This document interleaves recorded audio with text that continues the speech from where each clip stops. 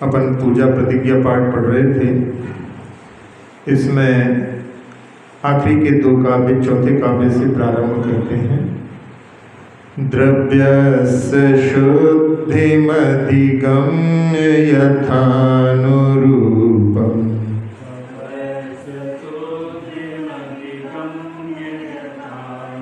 भवस्य शुद्धिमधिकामधिगन्तुकामः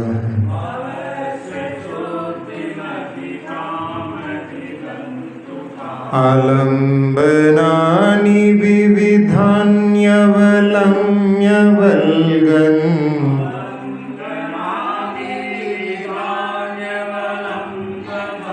भूतार्थयज्ञ पुरुषस्य करोमि यज्ञम्।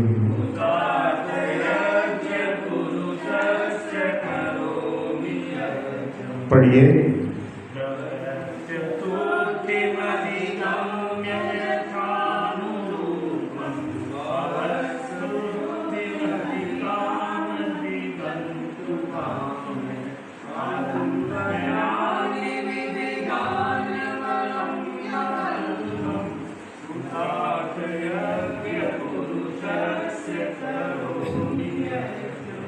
श्रावक का जो मन होता है चंचल होने के कारण में उसको अपने जहाँ आराधना करता है, यदि द्रव्य का आलम्बन नहीं लेता तो उसका मन थोड़ी देर में कहीं कहीं पहुँच जाता है। इसलिए यहाँ पर कह रहे हैं कि अपने भावों की परम शुद्धता को पाने के लिए ये इच्छा मन में है, और इसलिए जहाँ विभिन्न प्रकार के द्रव्यों का आलम्बन लेता हूँ, और वो भी कैसे देश और काल के अनुरूप, यानी उसमें भी अब जैसे उपलब्ध हैं उनमें जो है अच्छे से अच्छे द्रव्यों को वो ग्रहण करके, और जहाँ पर जिनेंद्र भगवान के बिंब का भी आधार लेकर के, जिनवाणी का आधार लेकर के, मंदिर का आधार लेकर के, इन सभी जो अवलंबनों का आश्रय लेकर के भूतार्थ यज्ञ पुरुष जो अरहंत आदि हैं उनकी मैं पूजा करता हूँ। जैसा बतलाया था कि बिना द्रव्य के अवलंबन से मन जो है चंचल वंश में नहीं आता है। इसलिए आचार्य जी ने भी वासुपूज्य भगवान की स्तुति में, दोहा स्तुति में, कि वसु विधि मंगल द्रव्य ले जिन पूजो सागार पाप घटे फलता फले पावन पुण्य अपार। श्रावकों के लिए पूजा जो है सर्वोच्च पुण्य का अवसर प्रतिदिन प्रदान करती है। तो उसमें 8 प्रकार की द्रव्यों का आलम्बन लेकर के वो पूजा करता है, और उसमें जहाँ बीच बीच में कभी पंक्तियाँ पढ़ते पढ़ते मन इधर का उधर हो जाता है तो द्रव्य चढ़ाने के लिए फिर वो लौट करके मन वहीं आ जाता है। जैसे कहते हैं कि जो पक्षी समुद्र में उड़ गया है लेकिन उसके लिए जहाज पर पुनः लौटना पड़ता है क्योंकि चारों ओर पानी ही पानी है, तो ऐसे ही मन जहाँ पर अनंत आकाश में उड़ जाता है उसको वापस द्रव्य की थाली में लौटा करके ला करके और द्रव्य के माध्यम से जहाँ भगवान के चरणों में चढ़ा रहे हैं, तो उस प्रकार से जो है बार बार मन को लगाने के लिए द्रव्य का आलम्बन लेना श्रावक के लिए जरूरी है। जहाँ कई लोग कहते हैं कि हम तो भाव पूजा कर लेते हैं, तो भाव पूजा साधुओं के लिए बतलाई है। जहाँ आप लोग द्रव्य के साथ में भाव लगाने की कोशिश करते हैं, यदि केवल अपन सोचें कि हम भाव पूजा करते हैं तो भाव ही जो है भोजन भी कर लिया करें। अपनी एक थाली मन में सजाओ, जैसे बोलते हैं हम भाव पूजा में थाली सजा लेते हैं और जल चंदन आदि चढ़ा देते हैं, तो ऐसे ही जो है भोजन के समय एक भाव थाली सजाओ और उसमें जो है 56 पकवान लगाओ और उनको खा लो, लेकिन उससे पेट कभी भरता नहीं। तो ऐसे ही जो है जब तक अपन द्रव्य नहीं चढ़ाएंगे तब तक जो है अपना एक समर्पण का भाव जो है जहाँ भगवान के प्रति है, जहाँ श्रावक जिसके पास में द्रव्य रहता है, घर है, सामग्री है, तो वो आलम्बन लेकर के आराधना करता है। और जहाँ जब आप साधु पद पर आगे बढ़ोगे तब फिर आपके लिए द्रव्य के आलम्बन की आवश्यकता नहीं रहेगी। तो इसलिए उसने कहा बिना द्रव्य शुचि भाव के जिन पूजो मुनि लोग, और बिन निज शुभ उपयोग के शुद्ध न हो उपयोग। तो वहाँ पर पहले भक्ति जो की जाती है वो शुद्ध उपयोग को प्राप्त करने के लिए साधुओं के लिए भी आवश्यक होती है। जहाँ आचार्य श्री प्रतिदिन 24 भगवान की स्तुति स्वयंभू का पाठ तीनों संध्या काल में करते थे। 143 श्लोक प्रमाण जो स्वयंभू स्तोत्र है उसको तीनों संध्या काल में पढ़ते थे। और जिस समय आचार्य श्री पढ़ते थे तो उस समय उनकी ऐसी तल्लीनता रहती थी और उनकी वृद्धावस्था भी आ गई थी, लेकिन वो अपने हाथ पूरे समय में जोड़े रखते थे। हम लोग तो उनके सामने भी कभी कभी पाठ करते करते बीच में हाथ नीचे कर लेते थे, लेकिन वो तो जो है पूरे समय में हाथों को जोड़ करके स्तुति करते थे। ऐसा लगता था जैसे साक्षात समंतभद्र स्वामी ही स्तुति कर रहे हैं। तो ऐसी जो है भक्ति, जहाँ पर हाथों को जोड़ना भी वहाँ पर द्रव्य पूजन कहा जाता है, द्रव्य भक्ति कहा जाता है। और मन के जो है उदात्त भाव जो है वहाँ पर भाव जो है भक्ति पूजन कहलाते हैं। अब अगले काव्य में अरहन पुराण पुरुषोत्तम पावनानि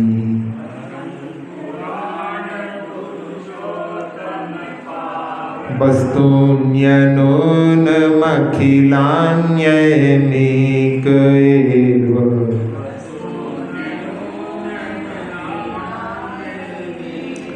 अस्मिन् ज्वलद्विमल केवल बोधवन्नो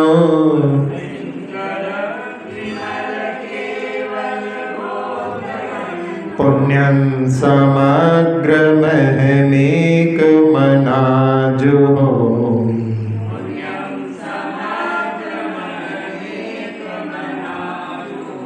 पढ़िए।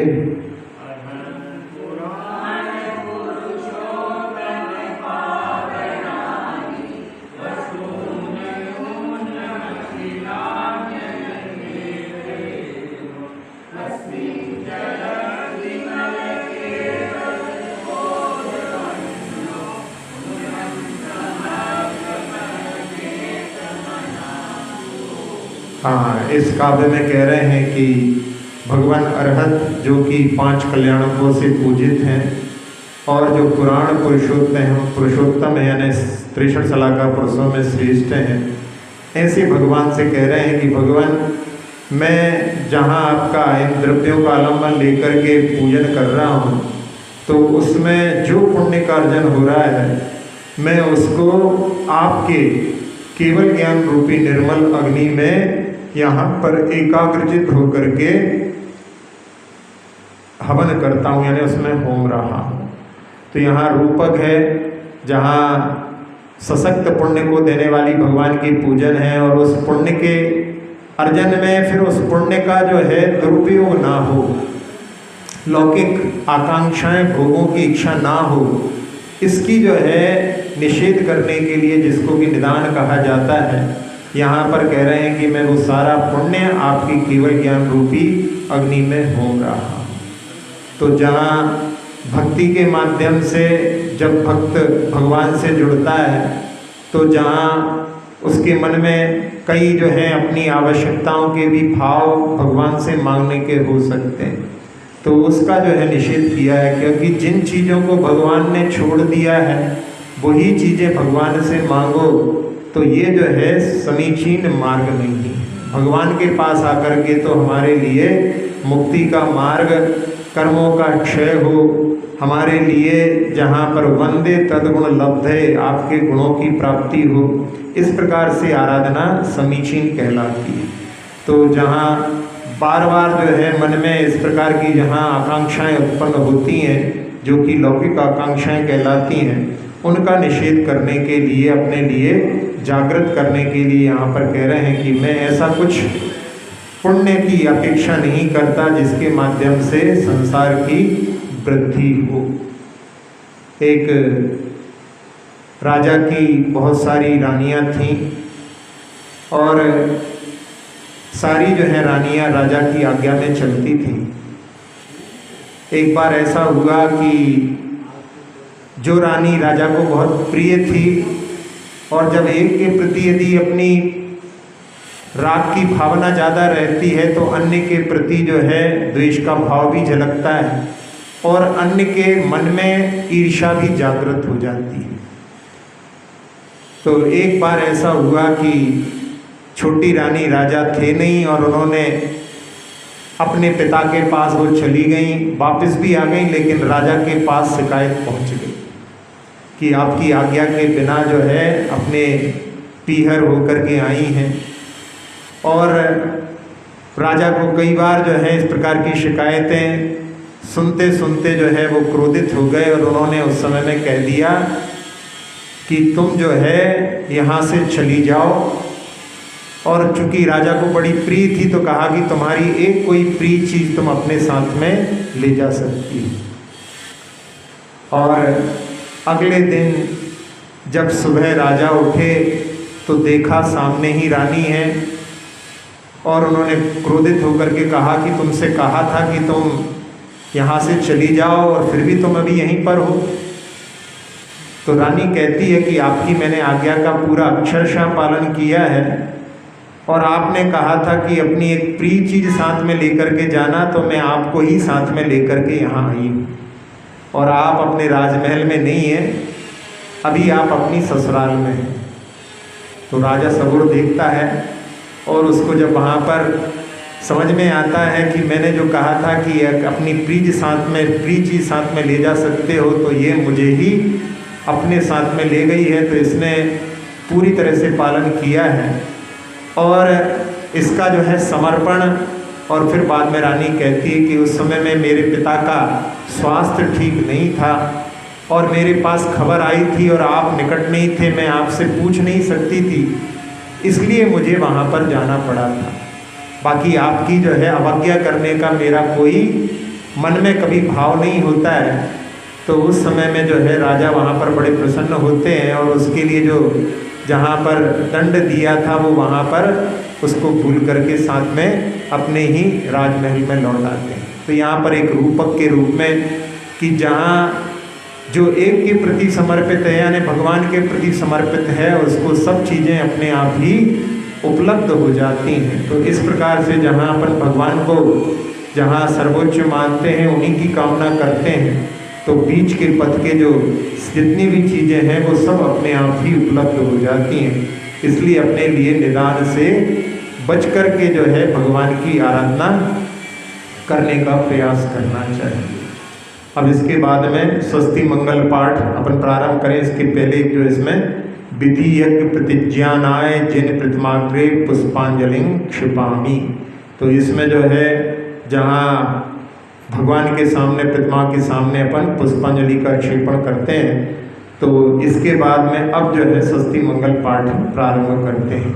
इसमें हमने बतलाया था कि इसमें बार बार जो है स्वराघात होता है, इसलिए बहुत जागृति के साथ में शुद्ध उच्चारण करने का और उसके साथ साथ में अपना मन भी जो है पवित्र होता है। संस्कृत के उच्चारण में अपनी जिह्वा सारे जहाँ जहाँ जिससे उच्चारण होता है वहाँ पर स्पर्श करती है और उसके माध्यम से अपने मन की पवित्रता भी अपने लिए प्राप्त होती है। ये रिसर्च में भी निकल चुका है। जहाँ इंग्लिश के उच्चारण में केवल एक जो है अपना मस्तिष्क का भाग केवल पवित्र होता है, लेकिन संस्कृत के उच्चारण में दोनों भाग पवित्र होते हैं।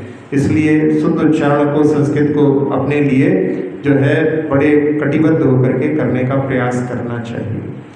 श्री वृषभो नः स्वस्ति स्वस्ति श्री अजितः श्री शंभवः स्वस्ति स्वस्ति श्री अभिनंदनः श्री सुमतिः स्वस्ति स्वस्ति श्री पद्मप्रभः श्री सुपार्श्वः स्वस्ति स्वस्ति श्री चंद्रप्रभः श्री पुष्पदन्तः स्वस्ति स्वस्ति श्री शीतलः श्री श्याम स्वस्ति स्वस्ति श्री वासुपूज्यः श्री विमलः स्वस्ति स्वस्ति श्री अनन्तः श्री धर्मः स्वस्ति स्वस्ति श्री शांतिः श्री कुंथु स्वस्ति स्वस्ति श्री अरनाथ श्री मल्लिः स्वस्ति स्वस्ति श्री मुनि सुब्रत श्री नमिः स्वस्ति स्वस्ति श्री नेमिनाथ श्री पार्श्वः स्वस्ति स्वस्ति श्री वर्धमानः।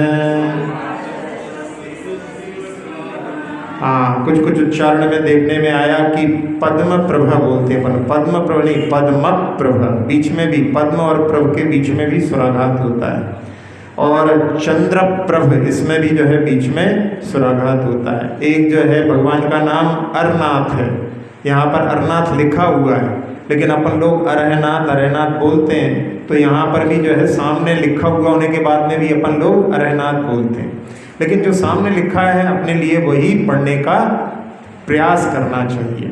और इसी प्रकार से जो है वासुपूज्य भगवान का जो है नाम वासपूज्य, यानी उसमें सु नहीं लगाते, वासुपूज्य ऐसा जो है करना चाहिए। तो एक एक अक्षर का, एक एक विसर्ग का उच्चारण जिसके माध्यम से अपना शुद्ध उच्चारण हो सके, ऐसा अपने लिए प्रयास करना चाहिए। जहाँ पहले बताया था कि नाम, द्रव्य, क्षेत्र, काल, भाव, ये सारी पूजाएं होती हैं, तो ये नाम पूजा के अंतर्गत आता है। तो यहाँ भगवान का नाम लेकर के पुष्प का क्षेपण करते हैं, तो ये नाम पूजा। द्रव्य पूजा तो आप द्रव्य कालमन ले ही रहे हैं। क्षेत्र पूजा, जहाँ किसी पंचकल्याणक क्षेत्र पर जाकर के भगवान की पूजा की जाती है, वो क्षेत्र पूजा कहलाती है। ऐसे भी लोग हैं जिन्होंने भगवान की जिस तिथि में जो कल्याणक है, केवल आदिनाथ भगवान के निर्वाण कल्याणक को छोड़ करके सब जगह जाकर के पूजा की। तो पांचों कल्याणक उनके, जैसे वैसे दो दो कल्याणक जहाँ पर जिनके दीक्षा कल्याणक और जन्म कल्याणक तो बहुत से भगवान के 20 से ज़्यादा के एक ही मिलते हैं, तो वो एक ही दिन उनकी पूजा हो जाती है। लेकिन बाकी सब जो है ज्ञान कल्याणक और निर्वाण कल्याणक सब अलग अलग, लेकिन उस क्षेत्र पर पहुँच करके उसी तिथि में आराधना करें, ये बहुत ही विशिष्ट जो है समर्पण का प्रतीक है। कई लोग ऐसे हैं जिन्होंने ऐसा भी कार्य किया है, जहाँ भगवान के पंच कल्याणक क्षेत्रों पर जाकर के आराधना करने का, उनके दर्शन करने का साधुओं के लिए भी जो है उपदेश है। मूलाचार में आचार्य भट्टकेर स्वामी ने साधुओं के लिए भी पंच कल्याणक क्षेत्रों के वंदना करना चाहिए। तो जहाँ उनके स्थान जहाँ पर पांच कल्याणक से पवित्र हैं, वो अपने लिए विशेष जो है विशुद्धि को बढ़ाने में सहायक होते हैं। तो पहले के समय में लोग जो है तीर्थ यात्रा बहुत करते थे, जहाँ वो अपने जो उनका अर्जन का समय रहता था उसमें फिक्स कर लेते थे कि इतना जो है अर्जन यदि 2 घंटे में हो गया तो बाकी के 6 घंटे वो मंदिर में स्वाध्याय में लगाते थे। यदि वो अर्जन सप्ताह भर का यदि 2 दिन में हो गया तो फिर आसपास के छोटे तीर्थों पर वंदना कराते थे, और यदि महीने भर का काम यदि 10 दिन में हो गया तो और जो है दूर चले जाते थे, और साल भर का काम यदि 4 महीने में हो गया तो शिखर जी की वंदना पर निकल जाते थे। तो पहले के लोग जो हैं धर्म के लिए समय जो है निकालने का बहुत पुरुषार्थ करते थे। अब आजकल के समय में जो है बहुत सारे लोग आमोद प्रमोद में डूबे रहते हैं, लेकिन जहाँ अपने लिए धर्म का भी अर्जन करने के लिए प्रयास करना चाहिए, तो ये कुछ उदाहरणों के माध्यम से अपने लिए प्रयास करते रहना चाहिए। अब इसके बाद में परमर्षि स्वस्ति मंगल पाठ, जिसमें कि रिद्धिधारी मुनिराजों का वर्णन आ रहा है, अपन प्रारंभ करते हैं। नित्या प्रकंपा केवलौघा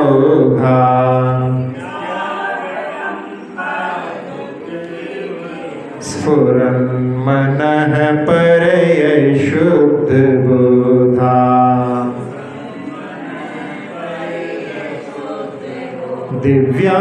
दिव्यावधिज्ञान बल प्रबोधा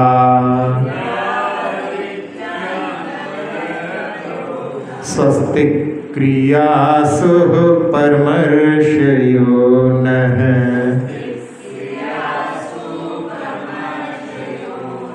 पढ़िए।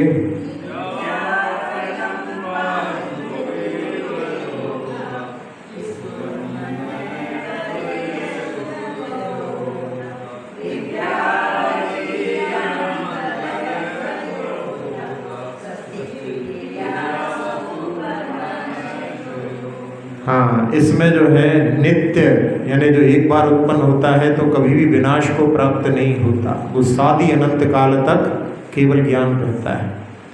और अप्रकंपाद, यानी जो कभी भी चलायमान नहीं होता, अचल है और अद्भुत है, ऐसे केवल ज्ञान के धारी। और जो देदीप्यमान, ऐसे मन है परे ज्ञान के धारी, और साथ साथ में दिव्य अवधि ज्ञान के धारी जो मुनिराज हैं, वो हमारे लिए कल्याणकारी हो गए। तो केवल ज्ञान जिसके माध्यम से ये निश्चित हो जाता है कि वो मुक्ति को प्राप्त करेंगे, चार घातीय कर्मों को नष्ट करके केवल ज्ञान प्राप्त होता है और उनके लिए जीवन मुक्त कहा जाता है, यानी अब उनका जन्म नहीं होगा। तो ऐसे जो हैं अरहंत परमेष्ठी जो होते हैं, केवली होते हैं, उनमें केवली जो हैं कई प्रकार के होते हैं, जिसमें 2 कल्याणक वाले और 3 कल्याणक वाले तीर्थंकर भी होते हैं, 5 कल्याणक वाले तीर्थंकर अपने क्षेत्र में होते हैं। कुछ समुद्घात केवली होते हैं, जिनके आयु कर्म में और बाकी के 3 आघातीय कर्मों में यदि अंतर होता है, तो आयु, नाम, गोत्र और वेदनी, ये 4 जो हैं आघातीय कर्म होते हैं। तो उसमें नाम, गोत्र और वेदनी इनकी स्थिति ज़्यादा है और आयु अंतर्मुहूर्त बची है उन केवली की। तो उस समय में वो बाकी सब कर्मों को अंतर्मुहूर्त करने के लिए समुद्घात करते हैं। तो समुद्घात में अपने आत्मा के प्रदेशों को, मूल शरीर को छोड़े बिना बाहर निकालना, वो समुद्घात कहलाता है। तो उसमें एक समय में उनका जो आत्मा के प्रदेश ऊपर और नीचे पूरे लोक में एक दंड के आकार का बन जाता है। फिर बाद में वो कपाट, यानी दोनों दिशाओं में वो जो है वहाँ पर उनके आत्मा के प्रदेश फैल जाते हैं। तो पूरा जो है लोक एक प्रकार से एक दरवाजे के द्वारा 2 भाग में विभाजित हो जाता है। फिर इसके बाद में प्रतर होता है, तो उसमें आत्मा के प्रदेश पूरे लोक में फैल जाते हैं। और आखिरी में जो बात वलय होते हैं, उनमें जो है आत्मा के प्रदेश फैल जाते हैं। ऐसे 4 समय में आत्मा के प्रदेश बाहर जाते हैं और 4 समय में ही लौट करके अंदर चले जाते हैं। तो ये कहलाते हैं, जो समुद्घात करते हैं वो समुद्घात केवली कहलाते हैं। एक होते हैं अनुबद्ध केवली। अनुबद्ध केवली उनको कहते हैं कि जैसे भगवान महावीर को निर्वाण हुआ, उसी दिन इंद्रभूति गौतम स्वामी जो थे, उनके लिए केवल ज्ञान की प्राप्ति हुई। और जब उनको निर्वाण हुआ, उसी दिन स्वधर्मा स्वामी को केवल ज्ञान प्राप्त हो गया। और जब स्वधर्मा स्वामी को निर्वाण हुआ, तो उसी दिन जो है जम्बू स्वामी को केवल ज्ञान प्राप्त हुआ। तो ये दिन जो है केवल ज्ञान से रहित नहीं रहा। तो केवल ज्ञान मतलब सुबह उनको हो गया तो शाम को कोई केवल ज्ञानी उपलब्ध हो गए, तो वो दिन जो है केवल ज्ञान से रिक्त नहीं रहा। तो जब तक ये परंपरा चलती रही तो वो 3 अनुबद्ध केवली कहलाते हैं।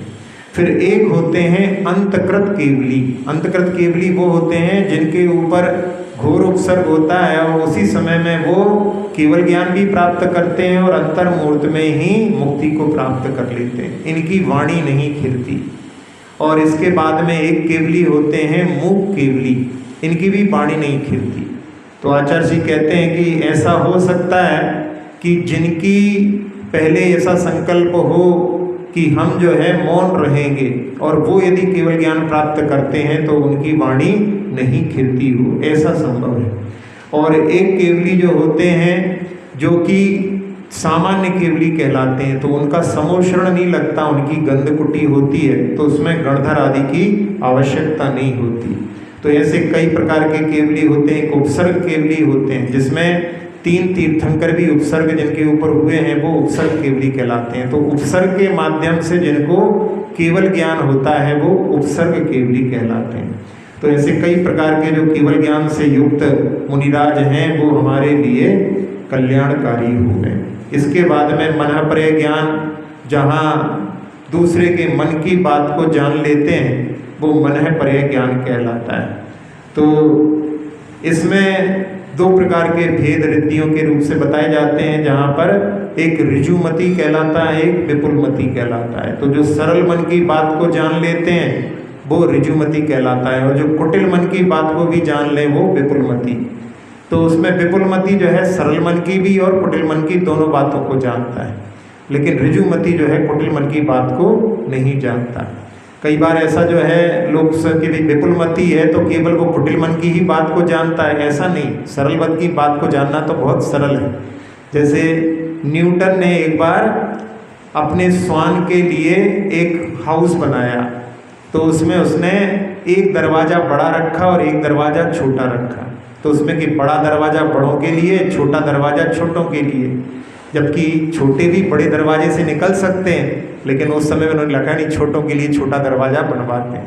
तो ये जो है वहाँ पर दृष्टि नहीं जा पाती कि बड़े से दोनों निकल सकते हैं। इसी प्रकार से विपुलमति से दोनों को, यानी सरल मन की बात को भी और जो है जो कुटिल मन की बात को, दोनों को जानने में समर्थ होता है। जैसे उदाहरण के लिए कि किसी ने अपने धन को तिजोरी में रखा है, बैंक में एफडी में रखा है, तो ये सबको मालूम है। अब लेकिन जो किसी ने जो है उस धन को ज़मीन में गाड़ करके रखा है, तो वो जो है किसी के लिए मालूम नहीं है, तो वो जो है वहाँ पर ऋजुमति वाले से पूछेंगे तो वो तिजोरी का धन, एफडी का धन तो बता देंगे, लेकिन जो गाड़ करके रखा है उसको नहीं बता सकते।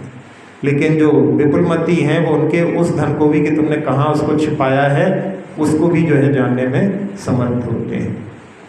इसके बाद में अवधि ज्ञान के धारी जो मुनिराज होते हैं, इस अवधि ज्ञान में 3 वेद होते हैं। तो एक देशावधि होता है, फिर परमावधि और सर्वावधि। तो देशावधि तो जो है चारों गतियों में हो सकता है, और सर्वावधि परमावधि जो होते हैं वो केवल तद्भव मोक्षगामी मुनिराजों को ही प्राप्त होते हैं। और देशावधि में जहाँ पर जो देव और नारकी होते हैं उनके लिए तो उनके पूरे सर्वांग से उत्पन्न होता है, लेकिन मनुष्यों और तिर्यंशों के लिए ऐसा बताते हैं कि जब उनके लिए अवधि ज्ञान प्राप्त होता है तो उनके नाभि के ऊपर कुछ ऐसे चिन्ह प्रकट होते हैं जिनके ऊपर उपयोग लगाने से वो काम करता है। जैसे आपके मोबाइल में स्विच होता है, ऐसे ही वो जो है स्विच का काम करते हैं, उसके ऊपर उपयोग लगाने से फिर वो अवधि ज्ञान कार्य करता है। तो नाभि के ऊपर जो है स्वस्तिक, कलश आदि ऐसे चिन्ह उभर आते हैं, उनसे कार्य करता है।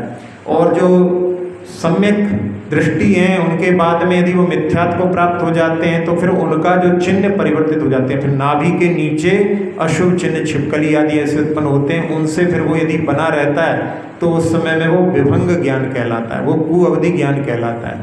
तो कुअवधि ज्ञान होता है, उसमें वो जो है वहाँ पर समीचीन जो है ताको भी लाने वाला होता है, कभी कभी जो है विपरीतता भी, इसलिए इसमें विगत भंग यानी विभंग कहते हैं, जिसमें कि उसकी विशिष्टता नाश हो गई है, ऐसा उसको कहा जाता है। तो उसके माध्यम से क्या होता है, जहाँ पर मिथ्या दृष्टि जिनके लिए विभंग ज्ञान होता है तो वो वहाँ पर उसका दुरुपयोग करते हैं। जैसे नारकी लोग आपस में जहाँ लड़ने आदि के लिए उपयोग करते हैं, लेकिन कभी कभी जहाँ पर वो अपने पूर्व भवों का स्मरण करने के लिए प्रयोग करते हैं तो उसके माध्यम से उनके लिए सम्यक दर्शन के लिए भी कारण वो बन जाता है। तो ये जो है 2 प्रकार के, यानी जो अवधि ज्ञान है वो 3 प्रकार के होते हैं। उसमें जो देशावधि जो होता है वो प्रतिपाती यानी छूट भी सकता है, लेकिन वो जो 2 ज्ञान हैं वो परमावधि और सर्वावधि वो जो है मुक्ति को प्राप्त कराने वाले होते हैं। अब इसके बाद में अगले काव्य में कुष्ठस्थ धान्योपमेक बीजन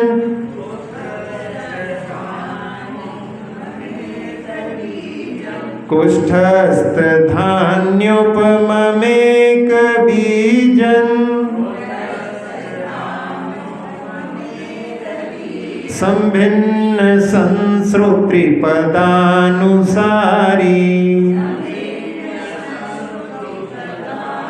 चतुर्विधं बुद्धि बलं दधाना स्वस्ति क्रियासु परमर्षयो नः।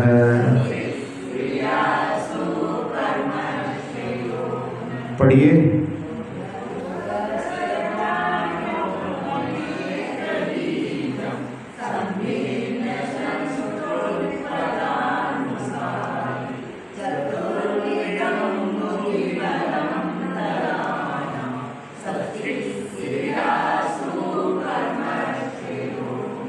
कोठस्थ ऐसा बोलते, कोठस्थ नहीं, कोष्ठस्थ सही जो है उसका उच्चारण अपने लिए प्रयास करना चाहिए, जो लिखा है वो पढ़े, नहीं तो वो कोटस्थ कोटस्थ हमने बहुत से लोगों के मुख से सुना, कोष्ठस्थ है। तो एक भी जो है अपने शा जो है उसमें जो ताला जिसमें मूर्धन्य सा बना हुआ है उसका उच्चारण करने के लिए जहाँ से अपन रा का उच्चारण करते हैं, टाठा डाढ़ा ना का उच्चारण करते हैं, वहाँ से उसका जो है कोष्ठस्थ धान्योपमेक बीजन, ऐसे जो है प्रयास करके शुद्ध उच्चारण का जो है प्रयास करने से अपन उसमें सफलता प्राप्त कर सकते हैं। तो इसमें कोष्ठस्थ धान्योपम, जैसे धान्य को रखा जाता है, जो अनाज होते हैं उनको कई जो है वहाँ ऐसे मिट्टी के जो है स्थान बना लेते हैं, उनमें उनको अंदर सुरक्षित रख देते हैं, तो वो कई वर्षों बाद भी खोलते हैं तो उसमें अनाज जो है बिल्कुल सुरक्षित निकलता है। तो ऐसे ही जिन मुनिराजों ने जो कुछ श्रवण किया है, अध्ययन किया है, वो अपनी बुद्धि में ऐसा रख लेते हैं, कई वर्षों के बाद में भी पूछो तो वैसा का वैसा बताने में समर्थ होते हैं। और जहाँ एक बीज बुद्धि होती है, इसके बारे में पहले भी बताया था कि जहाँ बट का वृक्ष होता है, छोटा सा होता है, लेकिन उसमें पूरा बट वृक्ष समाहित होता है, और बट वृक्ष भी यदि फैलें तो बहुत लंबी दूरी तक फैल जाते हैं। जहाँ बॉटनिकल गार्डन कलकत्ता में एक इतना बड़ा फैला हुआ है कि जिसमें उसका मूल तो पता ही नहीं पड़ता है, कई एकड़ों में वो एक ही वृक्ष फैला हुआ है। जब आचार्य श्री का भोपाल से नेमावर की ओर बिहार हुआ तो रास्ते में भी एक बहुत बड़ा बट वृक्ष मिला था, और उस बट वृक्ष में जहाँ पूरा का पूरा संघ उस बट वृक्ष के नीचे बैठ गया था, मतलब अलग अलग जगह पर सब सामायिक कर रहे थे, लेकिन एक ही बट वृक्ष था पूरा। तो ऐसे बड़े बड़े वृक्ष, अब देखो उसका बीज तो खसखस के दाने से भी छोटा होता है, तो उसमें यानी इतना छोटा सा यदि कोई एक बीज अक्षर भी मिल जाए तो उसके माध्यम से उसकी व्याख्या करने में बट के वृक्ष के समान जो है उनका ज्ञान विस्तृत हो सकता है। तो ऐसा जो है बीज बुद्धि होती है।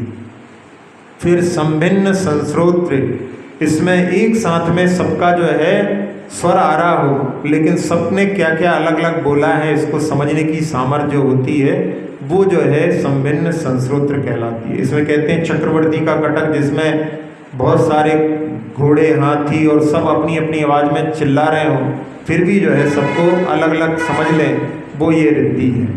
फिर पदानुसारी रिद्धि, जिसमें कि एक पद को जान लिया उसके माध्यम से पूरे काव्य को जानने की सामर्थ्य होती है। इसमें भी बतलाया था कि 3 भेद होते हैं इसमें, तो एक जो है शुरू से लेकर के आखिरी तक चले जाते हैं, एक आखिरी का काव्य मिला हो तो शुरू तक आ जाते हैं, और यदि बीच का काव्य मिला हो तो आगे पीछे तक वो जो है अपनी बुद्धि से उसको जानने में समर्थ होते हैं। तो ऐसा जो है, जैसे अभी कई जो है बार होता है, जैसे सठखंडागम में जहाँ जो हस्तलिखित जो है, जहाँ ताड़ के पत्रों पर सठखंडागम लिखा हुआ मूढ़ बिद्री में वहाँ पर सुरक्षित रखा हुआ था, लेकिन समय के साथ में उसमें ताड़पत्र में भी जहाँ पर उसमें खुन आदि लग गई तो कुछ जो है वहाँ पर लोप को प्राप्त हो गए। अब उस समय में कोई रिद्धिधारी मुनिराज ऐसे हों जिनके पास में ये वाली रिद्धि है, तो उसके माध्यम से जो कुछ लुप्त हो गया है वो भी उनकी रिद्धि के माध्यम से प्राप्त किया जा सकता है। तो ऐसे यदि कोई रिद्धिधारी मुनिराज मिल जाए, अपन उनसे उसके बारे में पूछें तो वो उसके बारे में बताने में समर्थ हो सकते हैं। फिर इसके बाद में यहाँ 4 ही रिद्धियाँ हैं, तो ये 4 रिद्धियों के धारी जो बुद्धि रिद्धियाँ कहलाती हैं, इनके धारी मुनिराज जो हैं हमारे लिए कल्याणकारी होवे। संस्पर्शनं संश्रवणं च दूरा दास्वादन घ्राण विलोकनानि।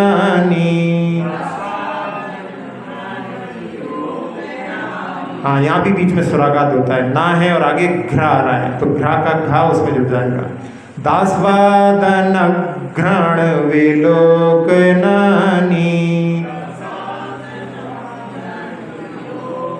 दिव्यान्मते ज्ञान बलात् बहन्तः स्वस्ति क्रियासु परमर्षयो नः। पढ़िए।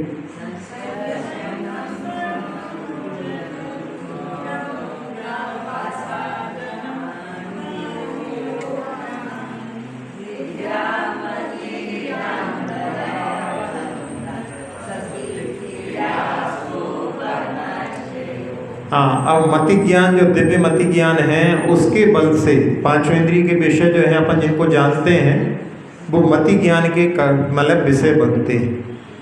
तो मति ज्ञान यानी अपने इंद्रिय और अनिंद्रिय से जो होने वाला ज्ञान है उसको मति ज्ञान कहते हैं। तो अपन जैसे छूते हैं उसके माध्यम से 8 प्रकार के स्पर्शों को जानते हैं।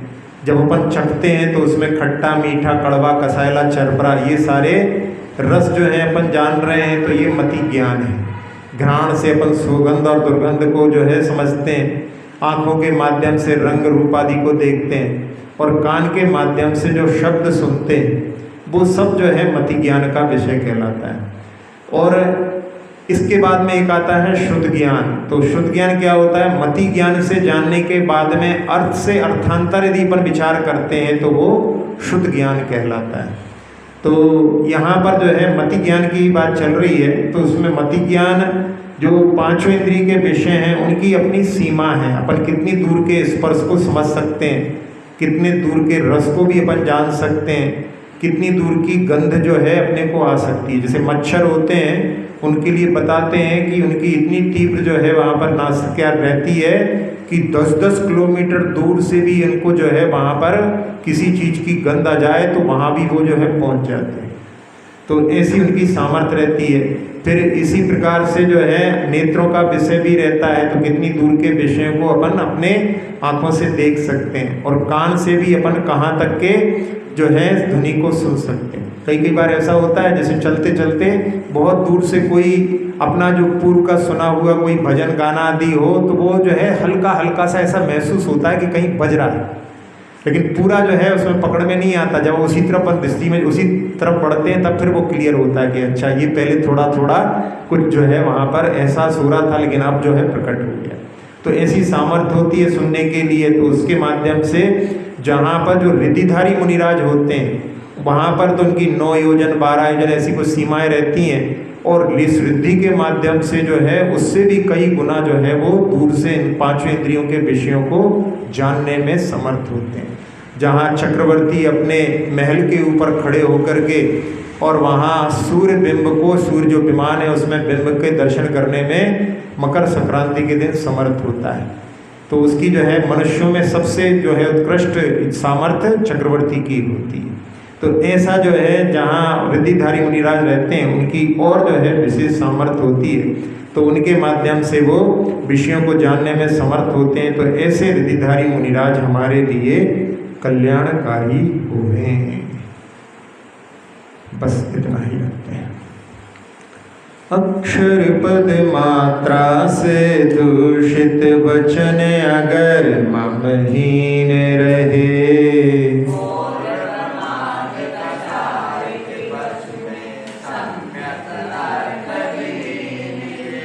जिन वाणी माता मेरी उन सब त्रुटियों को क्षमा करें।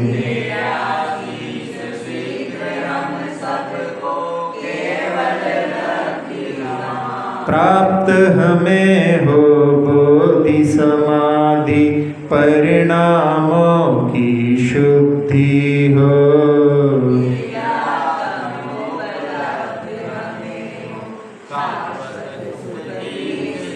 चिंतित वस्तु दात्री माता चिंतामणि उपमा भाति।